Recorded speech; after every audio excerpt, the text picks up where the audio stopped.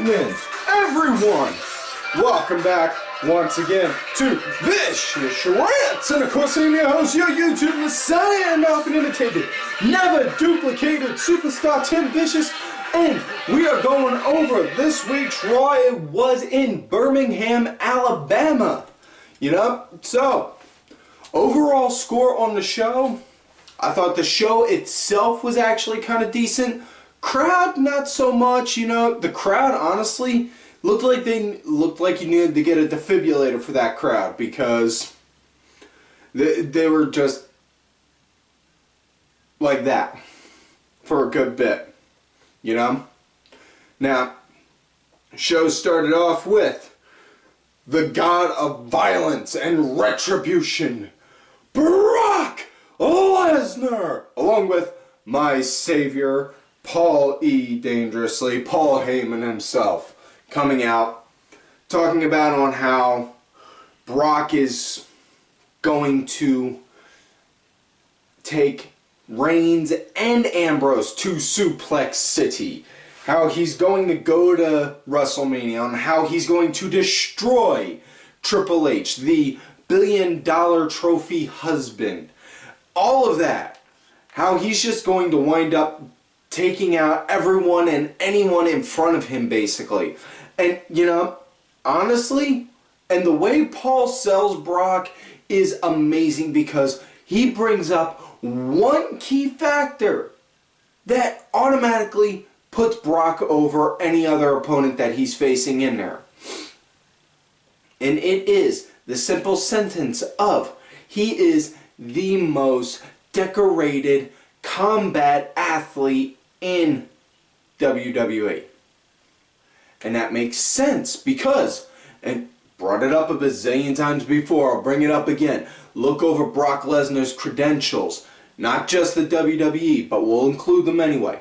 Royal Rumble winner, youngest WWE World Heavyweight Champion, King of the Ring winner, you know, NCAA Collegiate Champion, former IWGP World Heavyweight Champion, which he is one of 6 Gaijin to ever win that title, as well as UFC Heavyweight Champion. That's a pretty big resume for he's got, and the man's not even 40 yet. Just think about that for a minute. So, moving along, he's doing that, and he's talking about on how he's going to how Brock is just going to hurt them. And then, boom, Ambrose comes out and just thinking, Nomine Patri, Filio Spiritus Sancti, yea, as I walk through the valley of the shadow of death. Because seriously, you're going to walk out in the middle of a Brock Lesnar promo and just act like it's like a normal Tuesday morning, like, yeah. Okay, yeah, do that. Fuck it. Dude! Okay, I understand Ambrose has got to do the whole crazy gimmick, but really, that pretty much fucking topped it right there. You know, that was kind of cool. Comes out, like, first goes over to Heyman. And no one talking to you, Porky. So, you could take me to Suplex City, you could drop me on my head 1,000 times, and Ambrose pretty much hit the nail on the head as far as with describing him, and you know that they're going to wind up making merch on this now soon, saying, Ambrose said, he's the WWE's Iron Man, because he's been beaten down, beat up, kicked around, all kinds of shit, and still keeps getting up and fighting. In which case, really he has, you know? And if you think the ass beatings he's gotten here are rough, trust me. Look at some of the stuff that Johnny Moxley did in Combat Zone. That, enough said there. Yeah. So yeah, moving forward, Ambrose, he does that, talks about that, and gets close to Brock Lesnar's face and then walks off. Brock says, oh, don't worry. You believe this? Don't worry. Ain't gonna be done that quick. Yeah, pretty much summed it up. saying that they're going to want, you know, just leaving it at that. So, move on with the show. First match of the night, Kalisto versus Rusev. Del Rio on commentary. Del Rio on commentary, pretty much majority of the time, all he was doing was just calling, you know, Kalisto just a little mosquito. Saying, he's a little mosquito, I squash him. You know, seriously, dude. You want to talk about frickin' typecasting right there. Why don't you just have him go and say, I'm going to squash him like a little cockroach. You know? Just, it was a little bit of a pet peeve there. You know, aside from that, also, you know, this was really more of a match of size versus speed. You know, Rusev, big 300 plus pound guy. Kalisto, like maybe 5'10", 100 something. You know, yeah, so, but it was that kind of a match, you know, the size versus speed kind of a match. I mean, and the big thing keeps on pissing me off with Rusev is he'll get some DDTs thrown at him, and when he does, he gets those hard-hitting ones, and then when he gets hit with so much momentum, he'll fall down, and then roll over and then sit back up like boom. And then sit there looking like he's got birds fly, like he's seeing the little birds fly around his head like in the Looney Tune cartoons. Just like, fuck! Seriously, look. DDT is supposed to be a killer move. A very dangerous move. Hits the top of your head. Not supposed to just sit up right after you get it. You get hit with that sumbitch, boom, you fall down, and you either sit there and do like that, or you just sit there like dead. It's that simple. That's on how you work that move. But for whatever reason, just God, it's stupid. Yeah. Just really was not a fan of how he sold that tornado DDT that Kalisto did, because he did that, and that's a big pet peeve of mine. You know, you're gonna get hit with that kind of a move, sell that sumbitch like it seriously fucked you over. That's my thing. You know, I don't care if you're set to lose to like somebody just bending your pinky back like that. You get hit with something that kind of bad, you get hit with a move that bad, you need to sell it. Now, anyways, as the match went on, the match wound up going to the outside, and Del Rio popped off the mics, popped off the headset, obviously, because, you know, down there for commentary, right? And went, distracted Kalisto. Rusev went to go hit him. Kalisto got out the way. Hit him with a Hurricanrana. Rusev couldn't even roll himself over. Couldn't even roll himself over when he did it. He just went, and hit the barricade. Not even made his body roll. You know, like you're supposed to, like that. And there was our intern for the making his semi-casual appearance on the show. Go make me some coffee. Interns. Only thing they're good for is making you coffee, really. Yeah. Anyways, Rusev, he did a shitty job with selling that. You know, I wasn't the only one that wound up saying something on that, but point being, after that, Kalisto got the win via a countout, which kind of scratched your head because you know for a fact that those two were out there for longer than a 10 count. So what they think they should do, take a page out of New Japan and Ring of Honor's book and extend the countout time from 10 to 20.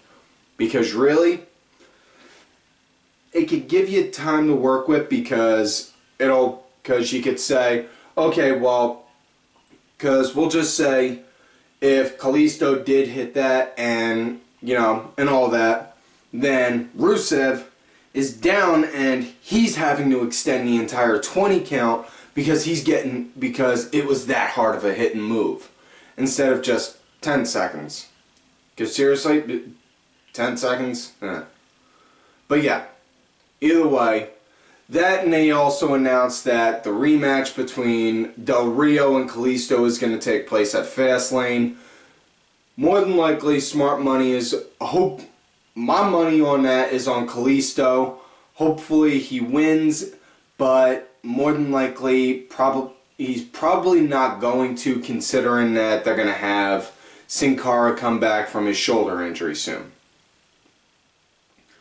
Next matchup, it was the Usos versus the Social Outcasts, Curtis Axel and Adam Rose.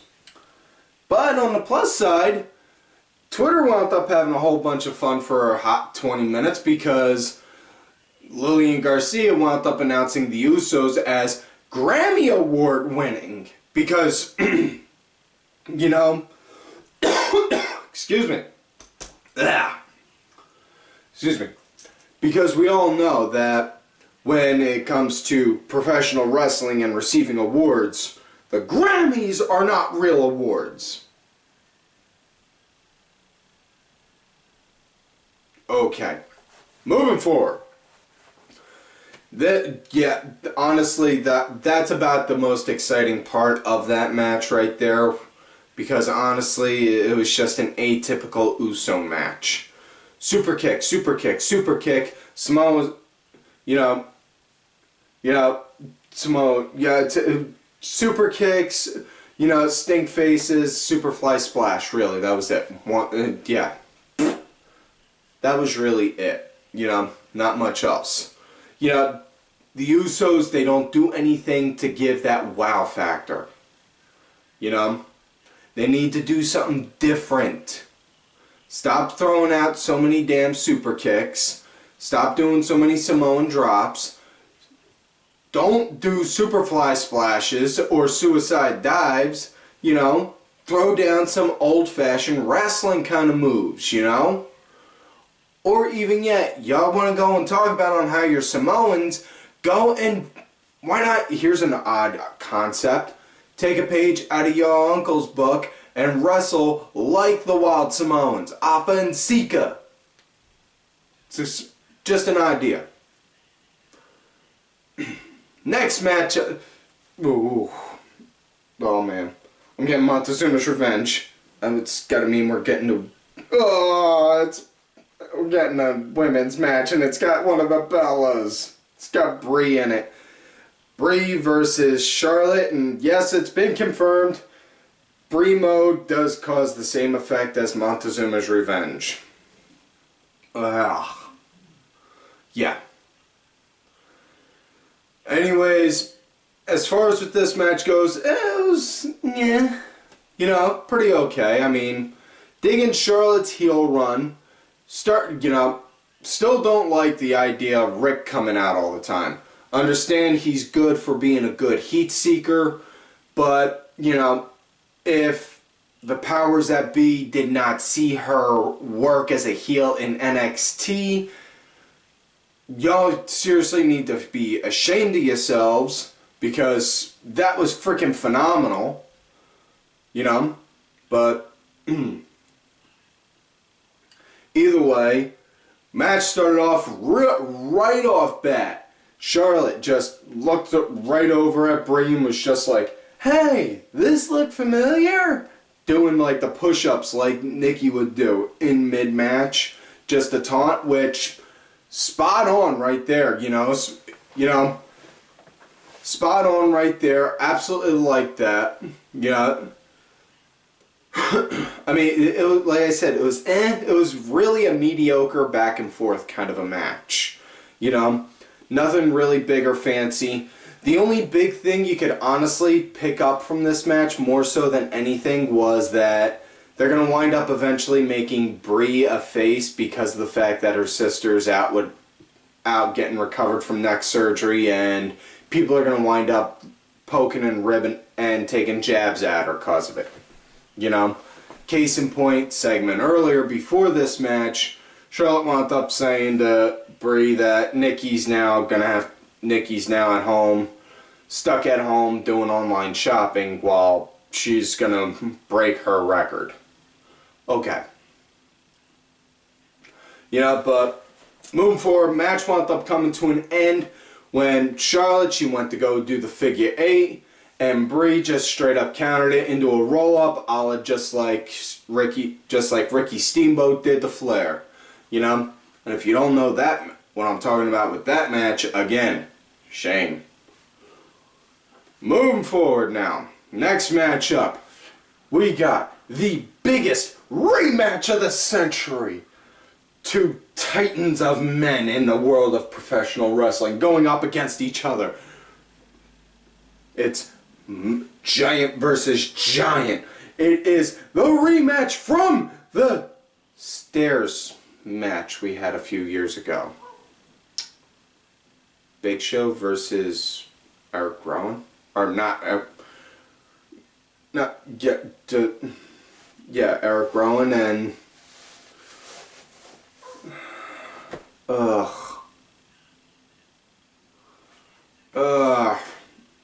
yeah. This was the rematch from the stairs match a few years ago. Most people tend to forget that, unfortunately. I have a really hard time trying to forget the bad stuff like that.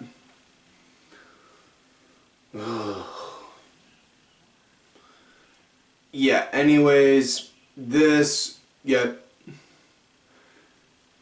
Rowan, he dominated a good majority of the match, but match wound up coming to an end when Show right out of nowhere, wham, hit a choke slam on him, got the 1, 2, 3.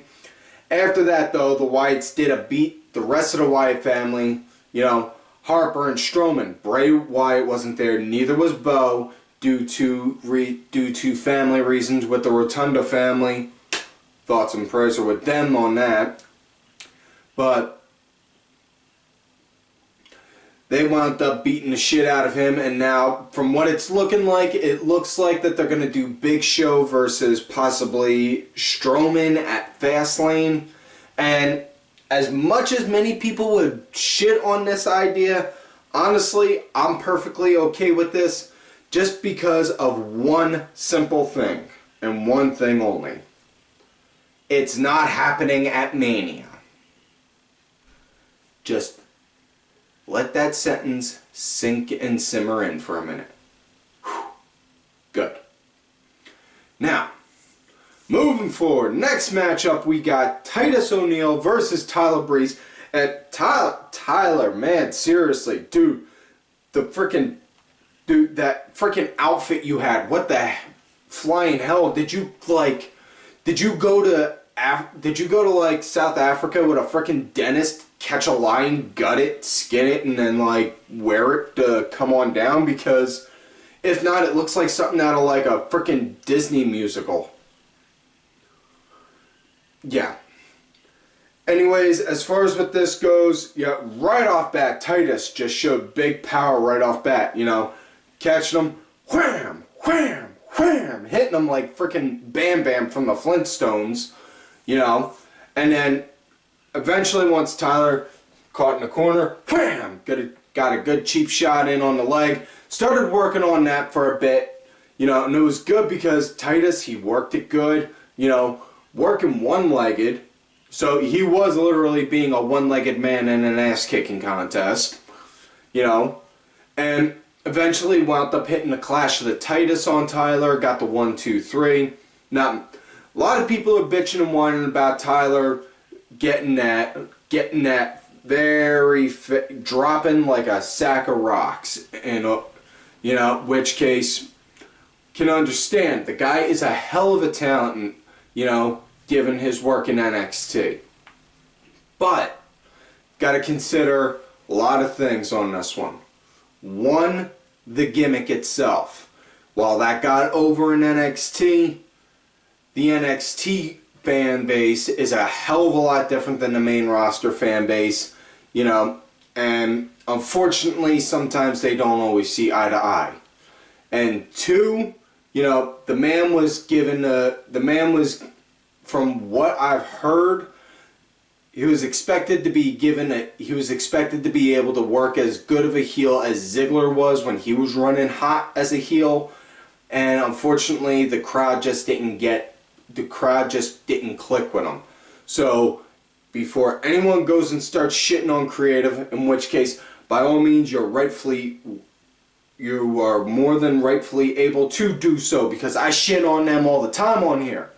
But don't be afraid to shit on the fans also at the shows, because they're the ones that took to them like a turd in a punch bowl. You know?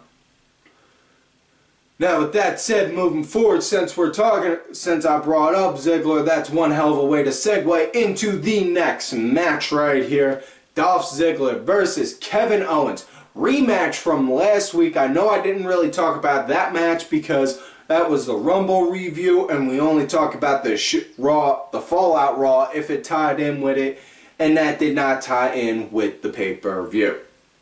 So, anyways, Owens, he just pretty much was destroying Ziggler the whole time. Fuck, dude, it was so good. You know, that in the way that you freaking keep on seeing Owens egging Cole like, yeah, you see this, Cole? Hey, Cole, this one's for you. You know, throwing out things like that. You know, guarantee, swear, pretty soon going to wind up seeing something from KFAB News saying that they're going to announce Kevin Owens versus Michael Cole at WrestleMania. In which case, if they do, I swear I will freaking die from laughter, because all I'm going to do is just watch with excitement like, nobody say one word. This is my moment of zen, seeing Owens destroy him. That would be it, right there. But either way, now Owens, he was just pretty much destroyed Ziggler. Hell of a confusing booking for this match, because of the end. You know, Owens went to go do the pop-up powerbomb, threw Ziggler up, got him. Ziggler hopped over, leapfrogged, and then wham, hit the zigzag. Now, just really? I mean, okay, here's my argument on this. And nothing against Ziggler, because Ziggler is a hell of a talent. But we know he's going to be, for lack of a better term here, folks, he's blacklisted from being a main eventer. You know, one too many shots to the head, concussion prone.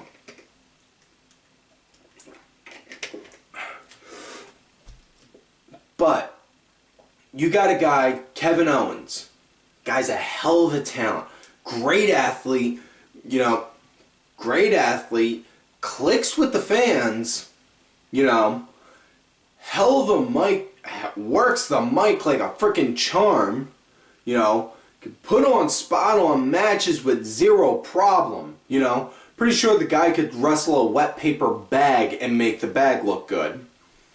And you're not going to have him, like, go, you're going to have him job to Ziggler? Yeah, my thoughts exactly. Yep. Next matchup we got is Sasha Banks versus Becky Lynch. And before this started, Sasha cut a promo saying on how she's done with Naomi and Tamina. And, done with the Team Bad thing. She's going out to go and get that butterfly title. And I call it the butterfly title because, honestly, what they need to do is just have one day, freaking just let Sasha win it, come out there and reenact like what Medusa did, throw that straight into the trash can, and then just do some freaking David Copperfield kind of shit and whoop, pull out a woman's title. Pull out the woman's championship. And a buddy of mine on Twitter, J.K. Calloway, he brought up a very good point on one of his shows, on his video, on one of his shows that he mentioned. Think about this, folks. The men are called superstars. The women are called divas. The men don't chase after the superstar championship. The women The Divas, though, chase after the... Yeah. And, you know, that's a good point, because seriously, for fuck's sake, the term diva just automatically makes anyone think of like a bratty little 13-year-old girl who got mad because somebody said that they didn't like their boy band. Didn't like a boy band or something. Just, no. Ugh. Anyways, this, as far as what the match goes, this was a good, solid match. Good back and forth, continuous. Becky, she was throwing out some, yeah, she was threw out some good arm drags. Pretty sure Ricky Steamboat would have rated them at least a good 6 to a 6.5 out of 10. You know, but the match wound up getting thrown out when Sasha threw Becky out, and then next thing you know, and Naomi and Tamina, they grabbed her, and they were getting ready to go and deck her. Sasha was like, whoa, whoa, whoa, whoa. Threw Becky back into the ring. Was like, whoa, whoa, whoa, what are you two doing? I didn't ask for you to be out here. Just because we're done, don't mean I need your help. I got this. I got this. And then turned her back and walked in. Started to go back in. Once she got back in, boom, they pulled her feet out and proceeded to give her an ass whooping. Becky then came back out and helped her, which could we possibly be seeing a reuniting of the team of Best at Everything? I don't know, but either way, I think it's kind of a bad idea having Becky go having Sasha go babyface right now, because Sasha is possibly, aside from Charlotte, the best woman's heel that they got right now on the main roster. You know, it's serious, because, yeah, she could draw heat good. She could draw heat and she could piss off the crowd real good. And not only that, she's got that snide, cocky attitude that can just guarantee will get under the most smarkiest of smart skin and just have them be like, oh, I don't like her. You know, guaranteed could. You know, and it just, seriously. Now, moving forward, main event time. Main event match. New Day versus Roman Reigns and Dean Ambrose. The MILF in charge, Stephanie McMahon, made this match earlier in the night to go and help go and say that, you know, Roman and Dean still need to, are gonna, at the pay-per-view, they're gonna have to, you know, put their brotherhood aside, but tonight it's still gonna be tested on how well they can work. And you know, it's New Day, they came out, they did their normal thing, and they put a little kid over that was in the crowd, and the best part of that was the kid was freaking wearing a Bullet Club shirt, and then WWE threw out a thing on their Twitter of the kid dancing with the shirt, unedited or nothing, and just like, holy shit, now you got the Bullet Club being mentioned on TV. Yeah, so there you go, there's that. And also, Paulie, also my savior, Paulie, was on commentary as well for that. So, while this was going on, as far as what the match goes, Ambrose and Reigns, they dominated right from the start on it. And they went to commercial, they came back, you know, then that's when New Day started coming back and they were being on the aggressive end. Whole time though, while Paul was on commentary, he was emphasizing on how Brock Lesnar is going to dismantle both of them. How Ambrose was just being as crazy as a fox, trying to lure Brock into like, hey, go on, take the bait, take the bait, take the bait. Ah, you didn't. Okay. You know, kind of like that. And, okay. But, point being, Heyman on commentary, hell of a lot better than Byron Saxton on commentary. Then again, monkey infected with the rage virus is better than Byron Saxton on commentary. You know? Just, yeah. Anyways, like I said, they came back. New Day came back after their commercial break,